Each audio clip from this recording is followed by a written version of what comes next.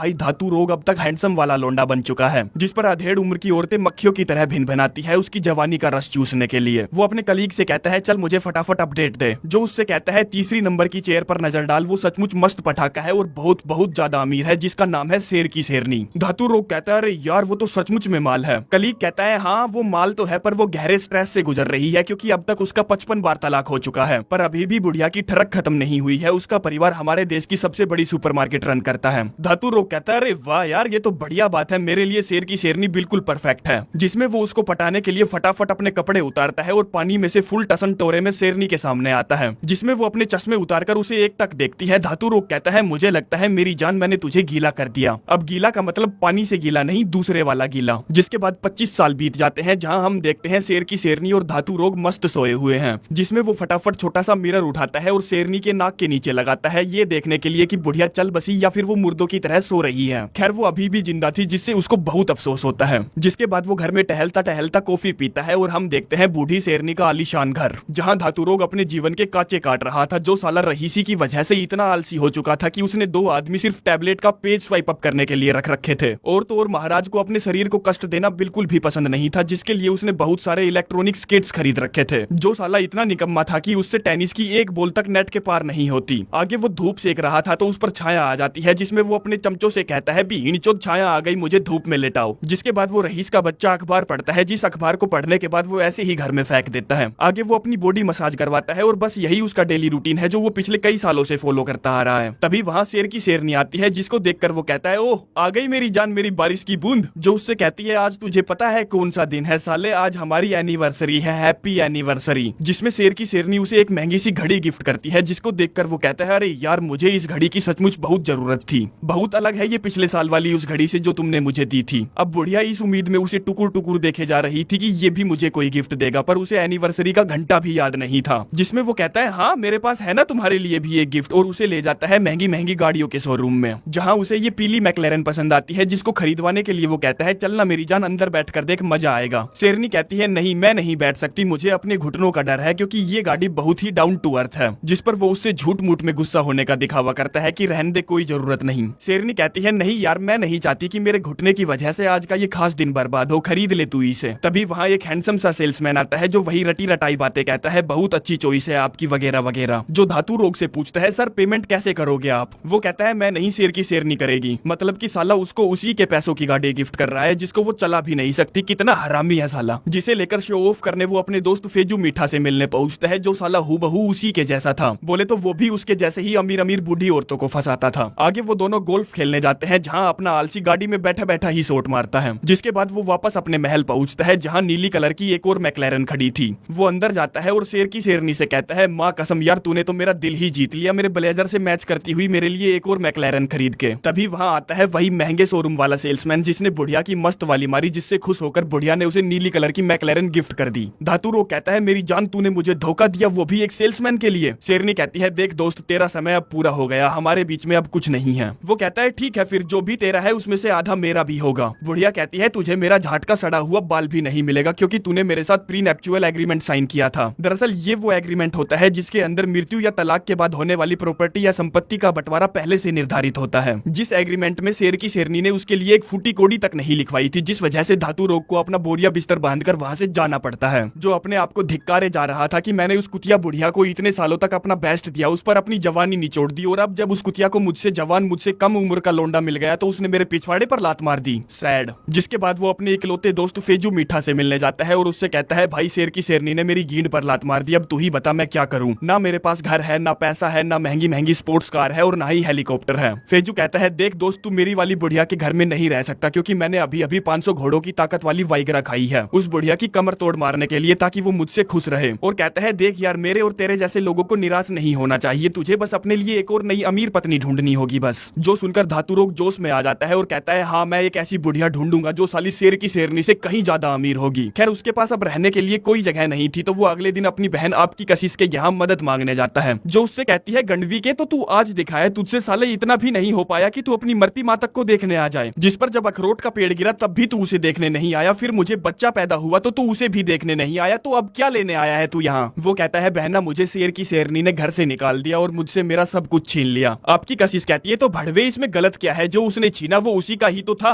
वो कहता है हाँ बात तो तेरी सही है, पर उस कमीनी ने वो कार भी मुझसे छीन ली जो मैंने उसके लिए खरीदी थी उसके पैसों से। देख मेरी बहना, मैं बहुत परेशान हूँ, क्या मैं तेरे साथ तेरे घर में रह सकता हूँ? वो कहती है तू साले अपना दिमाग कहीं उस बुढ़िया की गुफा में ही तो नहीं छोड़ आया साले मतलबी। खैर वो उसकी गुद्दी में एक थप्पड़ मारती है और कहती है बस एक दिन, उसके बाद नहीं। और ये सब वो इसलिए कर रही थी क्योंकि वो उसकी बहन जो थी। जिसके बाद वो उसका अपार्टमेंट देखता है और कहता है ये छोटा तो है पर हाँ चल जाएगा, अच्छा है चल जाएगा काम। तभी वो अपने भांजे को देखता है और कहता है अरे वाह यार तुम तो 6 साल के हो गए। भांजा कहता है काहे का मामा है रे तू, 10 साल का हूँ मैं। जिस पर उसकी बहन उसको घूर घूर कर देखती है तो वो कहता है अरे मुझे क्या पता था, और यार तुम लोग छोटी छोटी बात पर सीरियस क्यों हो जाते हो जैसे कोई मर गया हो। भांजा कहता है हाँ मेरा बाप जो मर गया है। वो कहता है मैं जानता हूँ, जो जानकर मुझे बहुत बुरा लगा। भांजा कहता है मामा मैं चिकन राइस खा रहा हूँ, क्या आप खाना चाहते हो? वो कहता है चिकन यार वैसे तो मुझे कुछ खास पसंद नहीं है, पर चल देखते हैं तेरा चिकन। जिसमें वो फटाफट बिना खाने का धन्यवाद किए उसे खाने लगता है। जिस पर उसकी बहन उसका हाथ मरोड़ देती है और कहती है पहले प्रार्थना कर।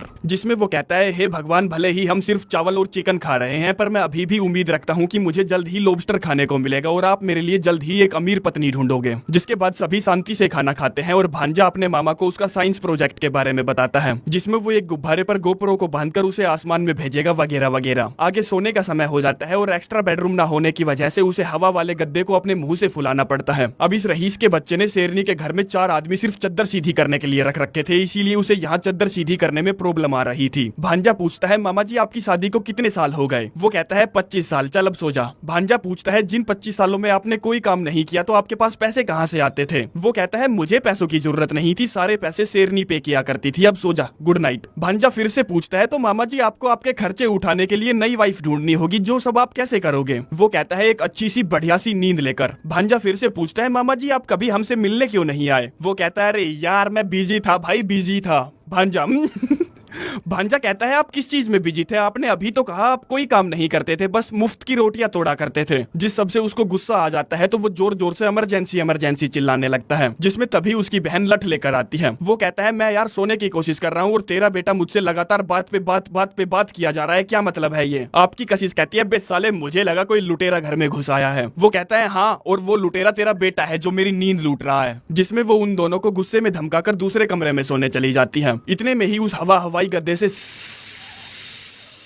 करके हवा निकलने लगती है, जिसके छेद पर वो उंगली रखता है और मस्त सो जाता है। जिसमें जब वो उठता है तो हवाई गद्दा उसके ऊपर था जिसकी सारी हवा निकल चुकी थी। आगे वो ब्रेकफास्ट करने जाता है, जिसमें जैसे ही वो बर्तन निकालता है बहन कहती है साले जिस तरह से तू बर्तन निकाल रहा है ना वैसे ही धोकर वापस रख देना। जिसमें वो उसे बिना यूज किए ही वापस रख देता है, क्योंकि नवाब बर्तन थोड़े ही धोते हैं और डब्बे से डायरेक्ट उठाकर कॉर्नफ्लेक्स खाता है और डब्बे से ही दूध पीता है। तभी कोई उनके घर का दरवाजा खटखटाता है। आपकी कशिश देखती है तो पाती है सामने उसका पड़ोसी खड़ा है, जो उससे कहता है सॉरी यार मुझे पता नहीं था आपके घर में कोई अतिथि आया है। वो कहती है ये कोई अतिथि वतिथि नहीं है, ये तो मेरा भाई है जो आज कई सालों बाद आया है। पड़ोसी कहता है यार तुझे विश्वास नहीं होगा कि मेरे दरवाजे की कुंडी फिर से चिपक गई। कशिश कहती है क्या बात कर रहे हो यार, ये तो बहुत बुरा हुआ, पर तू टेंशन मत ले, मैं उसे ठीक कर दूंगी, बस 5 मिनट में आती हूँ। धातु रोग पूछता है बहना क्या चल रहा है तेरा उसके साथ, तूने उसके साथ टुकुर टुकुर टुकुर टुकुर किया कि नहीं? वो कहती है बे साले पागल वागल हो गया क्या, बस मैं उसे पसंद करती हूँ और कुछ नहीं। आगे वो अपने भाई और अपने बेटे के साथ अपने काम पर पहुंचती है, जहाँ वो एक जूनियर आर्किटेक्ट है, जैसा कि उसने बचपन में अपने भाई से कहा था, पर उसे अभी तक सीनियर आर्किटेक्ट बनने का मौका नहीं मिला था। जिसमें वो जाते जाते अपने भाई से कहकर जाती है मेरे बेटे को ध्यान से उसके स्कूल छोड़ देना और अपने लिए नौकरी ढूंढ लेना। जिसके बाद धातु रोग अपने भांजे को उसके स्कूल छोड़ने पहुंचता है और कहता है अरे बाप रे, यहाँ से तो पैसे की बहुत महंगा आ रही है, लगता है बहुत अमीर बच्चे पढ़ते हैं यहाँ। तभी भांजा उसको चुप होने के लिए बोलता है और एक लड़की जिसका नाम आरडी है उसको टुकुर टुकुर घूरने लगता है, क्योंकि वो उसको पसंद करता था। तभी आरडी की दादी चंपाकली उसे उसकी नोटबुक देती है, जिसे देखकर धातु रोग पूछता है अरे बाप रे कितने साल की है वो? भांजा कहता है वो अगले हफ्ते 10 साल की होने वाली है, जिसमें वो एक बहुत बड़ी जन्मदिन पार्टी देगी। धातु रोग कहता है अरे यार मैं उसकी दादी की बात कर रहा हूँ, उसकी पोती की नहीं। आगे वो चंपाकली को पटाने जाता है, क्योंकि वो बहुत बहुत ज्यादा अमीर थी, ऊपर से उसका पति भी मर चुका था। जिस पर वो गार्ड से कहता है मैं चंपाकली का पुराना दोस्त हूँ, क्या तूने मुझे पहचाना? वो कहता है कहीं आप वो तो नहीं जो अप्रैल के महीने में पोलो खेलने आए थे? धातु रोग कहता है हाँ मैं वही तो हूँ, चल मुझे अब अपनी मालकिन से मिलवा। गार्ड कहता है पर साले हरामी, अप्रैल के महीने में तो मैम ने कोई पोलो ही नहीं खेला। जो सुनकर उसका चेहरा उतर जाता है तो वो कहता है यार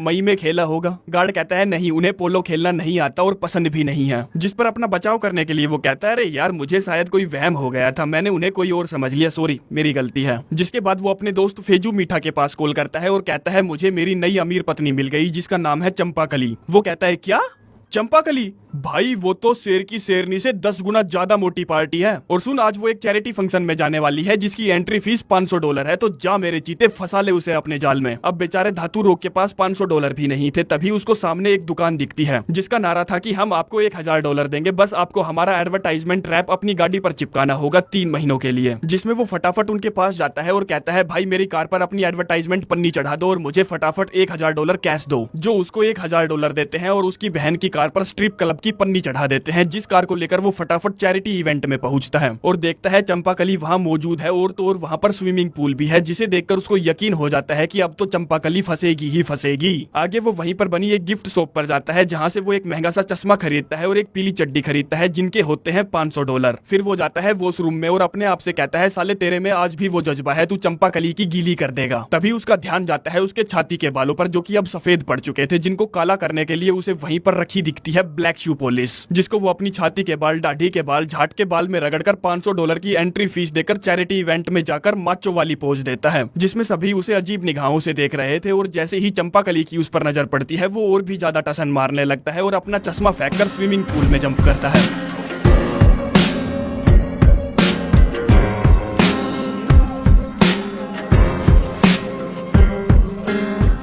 जिससे वो होता है जो उसने सोची भी नहीं होगी। तभी वहाँ चंपाकली का गार्ड आता है और उसे उठाकर वहाँ से बाहर फेंक देता है। कहता है तुझे क्या लगता है तू अपना ये गंदा सा शरीर दिखाकर मेरी बॉस को पटाकर उसके पैसे हड़प सकता है? नहीं, मैं ऐसा कभी नहीं होने दूंगा। जिसके बाद वो अपने भांजे को उसके स्कूल से पिक करने जाता है जहाँ उसकी नजर पड़ती है चंपाकली की पोती आरडी पर, जिसको उसका भांजा पसंद करता था। आगे वो अपने भांजे को पार्क में ले जाता है और उसे उसकी तरह चलना, आंखों में आंखें डालकर बात करना, एटीट्यूड दिखाना वगैरह वगैरह सिखाता है ताकि वो चंपाकली की पोती आरडी को पटा सके, जिसके सहारे वो चंपाकली के घर में घुस सकता था। आगे वो अपनी बहन को उसके ऑफिस से पिक करने जाता है जो अपनी कार पर स्ट्रिप क्लब का रैप चिपका देखकर उस पर भड़की हुई थी, जो रैप उसे घर पहुंचते ही उतारना पड़ता है। अगले दिन वो अपने दोस्त फेजू मीठा से मिलता है और कहता है मैंने तुझे जो चंपाकली की फेवरेट चीजों की लिस्ट बनाने के लिए कहा था वो तूने बना ली क्या? फेजू मीठा उसे पर्ची देता है जिसमें लिखा था चंपाकली को पहाड़ पर चढ़ना बहुत पसंद है, ट्रेन में ट्रेवल करना बहुत पसंद है और उसका फेवरेट फूड है फ्राइड चिकन। तभी वो होता है जो बिल्कुल भी नहीं होना था, वो पन्नी चढ़ाने वाले भाई धातु रोग की गाड़ी पहचान लेते हैं और इतने में ही उन दोनों की नजर उस पर भी पड़ जाती है, जिसका वो पीछा करते हैं और उसे एक गली में घेर लेते हैं, जिसके अखरोट भींचकर वो कहते हैं साले तूने वो पन्नी क्यों उतारी जबकि हमारे बीच में 3 महीनों का एग्रीमेंट हुआ था। अब तूने एग्रीमेंट तोड़ा है तो हमें हमारे $1000 वापस चाहिए, तेरे पास 1 हफ्ते का समय है।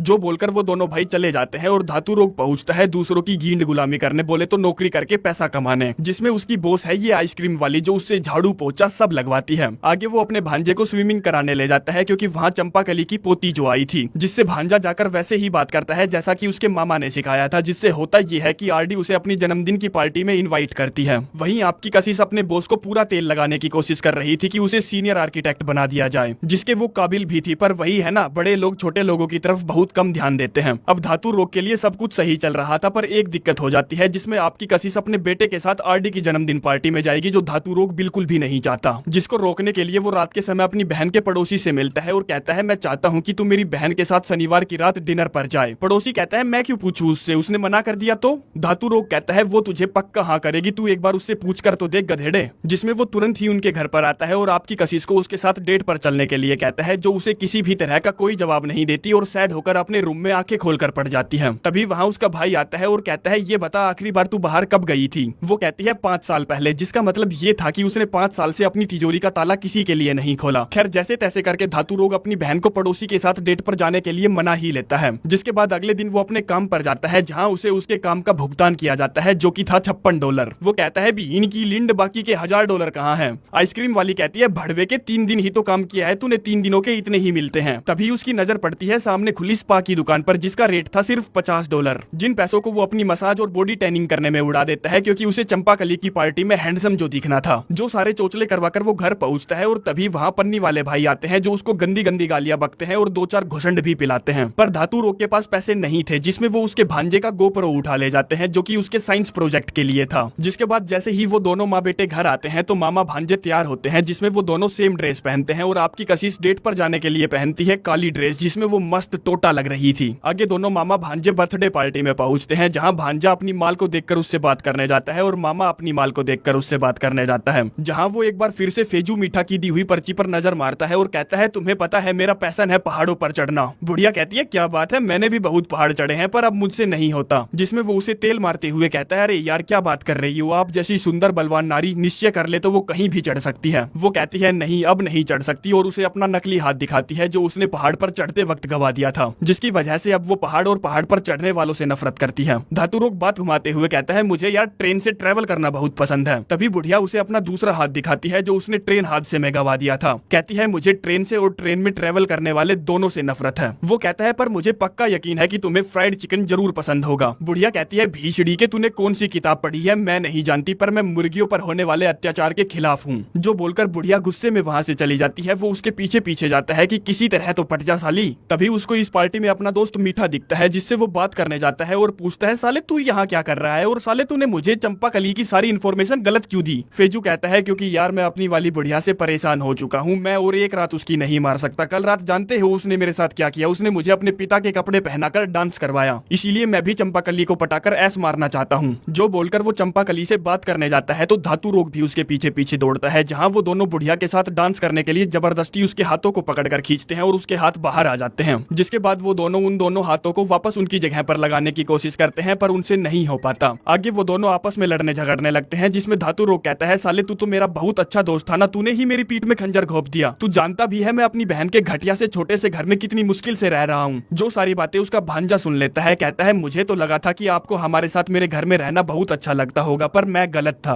जिसमें वो उसको पटाने की बहुत कोशिश करता है पर बात नहीं बनती। आगे वो अपनी बहन के घर जाता है पर दरवाजा लॉक था और पासवर्ड भी चेंज कर दिया गया था। जिसके बाद वो रात बिताने के लिए आइसक्रीम वाली के यहाँ पहुंचता है जिसकी वो नौकरी बजाया करता था पर आज उसे बजाएगा। जिसमें वो नंग धड़ंग होकर उसके सामने डांस करने लगता है जो उससे कहती है रुक जा रुक जा रुक जा रुक जा भीषड़ी के रुक जा, मुझे तेरे जैसे बूढ़े अच्छे नहीं लगते, मुझे तो पसंद है क्यूट से लड़के जिनकी दाढ़ी भी नहीं आई हो, क्योंकि उनमें जवानी का अंधा जोश भरा होता है। वो साले दिन में 15-15 20-20 बार मुट्ठियां मार लेते हैं तो सोचो वो मुझे कितना मजा देंगे। वो पूछता है फिर तूने मुझे नौकरी पर क्यों रखा। आइसक्रीम वाली कहती है क्योंकि मैं तेरी मदद करना चाहती थी भड़वे। जिसके बाद अगले दिन वो फिर से अपने दोस्त फेजू मीठा से मिलता है जो उससे कहता है मेरी वाली बुढ़िया ने मेरे पिछवाड़े पर लात मार दी क्योंकि उसे कल की पार्टी के बारे में पता चल गया था। धातु रोग कहता है देख भाई मुझे तेरी मदद चाहिए मेरे भांजे का गोप्रो लाने के लिए, मैंने उसका दिल तोड़ दिया है पर मैं उसका साइंस प्रोजेक्ट खराब नहीं कर सकता। जिसमें फेजू मीठा नकली पुलिस वाला बनता है और धातु रोग बनता है एक कर्मचारी। जो दोनों उन पन्नी वाले भाइयों के पास जाते हैं और कहते हैं गैस लीकेज की शिकायत आई है तुम्हारी दुकान से, हमें सब कुछ ठीक है कि नहीं चेक करना होगा। जिसमें धातु रोग उनकी दुकान को पूरा टटोल भगाता है और उसे उसके भांजे का गोप्रो मिल जाता है। जिसे लेकर वो अपनी बहन के पास पहुंचता है और कहता है ये गोप्रो कोई घर से चुरा ले गया था जिसे मैं वापस ले आया हूँ। वो कहती है साले तू चूक गया क्योंकि साइंस प्रोजेक्ट संडे को था, आज सोमवार है। जो बोलकर वो उसके मुंह पर दरवाजा मारकर चली जाती है। वहीं स्कूल में भांजा आरडी से मिलता है और उसके मामा की गलती की माफी मांगता है। जो उससे कहती है कोई बात नहीं यार, मेरी दादी के 2 हाथ नहीं है तो नहीं है, मैंने तुझे माफ किया और मुझे तेरा लिखा हुआ लेटर सचमुच बहुत पसंद आया। भांजा कहता है लेटर क्या बात कर रही हो, दिखाना जरा मैं एक बार देख लूं उसमें फुल स्टॉप और कोमा सही जगह पर लगे हैं कि नहीं। जिस लेटर को वो पढ़ता है तो उसे पता चलता है कि ये राइटिंग तो उसके मामा की है जिसने अपने भांजे का दिल न तोड़ने के लिए आरडी को वो लेटर लिखा था। आगे वो दोनों मिलकर अपने साइंस प्रोजेक्ट को पूरा करते हैं जिसमें वो गोप्रो को ऊपर आकाश में छोड़ देते हैं। वहीं आपकी कशिश को 5 साल बाद उसका प्यार मिल जाता है और चंपा कली को भी अपने ही सिक्योरिटी गार्ड से प्यार हो जाता है। फेजू मीठा अब उन पन्नी चढ़ाने वाले भाइयों की गींड गुलामी करता है। वहीं सेल्समैन उठकर बुढ़िया की सांसें चेक करता है तो बुढ़िया निकल चुकी थी और सारी प्रॉपर्टी अब सेल्समैन हो चुकी थी। दोनों बच्चे अपनी मेहनत को कंप्यूटर स्क्रीन पर देखते हैं और खुश हो जाते हैं। आपकी कशिश काम पर जाती है जहां उसकी बॉस उससे कहती है कांग्रेचुलेशन तुम्हारा डिजाइन अप्रूव कर दिया गया है और तुम अब एक सीनियर आर्किटेक्ट बन चुकी हो। जो डिजाइन दिखाने तुम्हें मेरी बॉस से मिलने जाना होगा। तभी पहाड़ी के ऊपर हेलीकॉप्टर लैंड होता है जिसमें से उतरती है वही बुढ़िया जिसकी फेजू मीठा मारा करता था। दरअसल ये बुढ़िया उस आर्किटेक्ट कंपनी की सबसे बड़ी बॉस थी जिसमें आपकी कशिश काम करती है। जिससे वो कहती है थैंक यू मुझे एक मौका देने के लिए, मैं आपको कभी निराश नहीं करूंगी। बुढ़िया कहती है हाँ मैं जानती हूँ तुम मुझे कभी निराश नहीं करोगी क्योंकि बहुत बड़ा रिकमेंडेशन लगा है तुम्हारा। वो पूछती है किसने रिकमेंड किया मुझे। तभी हेलीकॉप्टर से उतरता है अपना धातु रोग जिसने फेजू मीठा की बुढ़िया को पटा लिया था। बुढ़िया कहती है वैसे तो मैं किसी का रिकमेंडेशन लेती नहीं हूँ पर मुझे तुम्हारे डिजाइन सचमुच बहुत पसंद आए। तभी वहाँ दौड़ता हुआ भांजा आता है और अपने मामा को गले से लगा लेता है। कहता है मामा क्या आप मुझे हेलीकॉप्टर की सैर कराने ले जा सकते हो। वो कहता है हाँ मेरी जान क्यों नहीं। जिसके बाद दोनों मामा भांजे पायलट और को पायलट बनकर हेलीकॉप्टर उड़ा ले जाते हैं। भांजा कहता है मैं नहीं जानता था मामा जी आप हेलीकॉप्टर उड़ाना जानते हो। वो कहता है क्या बात कर रहा है छोटू, हर अमीर आदमी हेलीकॉप्टर उड़ा सकता है। भांजा कहता है क्या मैं भी उड़ा सकता हूँ। वो कहता है हाँ ये ले जॉयस्टिक पकड़ और उड़ा। जिसमें भांजा हेलीकॉप्टर को आधा टेढ़ा उड़ाता है। जिसके साथ ही ये कहानी यहीं पर समाप्त